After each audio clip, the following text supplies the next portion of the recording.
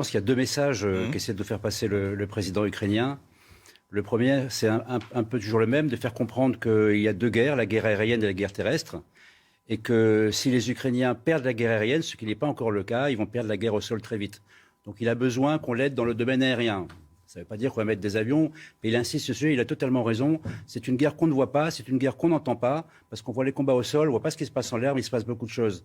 Le deuxième, ça s'inscrit dans sa stratégie qui est la stratégie naturelle. Il veut mettre les Occidentaux devant leur responsabilité, qui est de dire écoutez, nous, on est attaqués, vous avez des avions, vous voulez nous faire attaquer, parce que le centre qui a été bombardé hier par l'armée de l'air russe, c'est un centre international dans lequel il y a probablement des instructeurs étrangers qui a formé les Ukrainiens sur les armements nouveaux. Donc sa stratégie, elle est toujours la même. Et je pense qu'effectivement, cette zone d'exclusion aérienne, les gens commencent à comprendre ce que c'est. Certains peuvent s'imaginer que c'est défensif, donc pourquoi pas. Mais en réalité, avant de s'installer dans le ciel de l'Ukraine, il va falloir affronter les forces aériennes russes. Et donc, c'est effectivement une entrée en guerre de l'OTAN contre la Russie. C'est de ça dont il s'agit.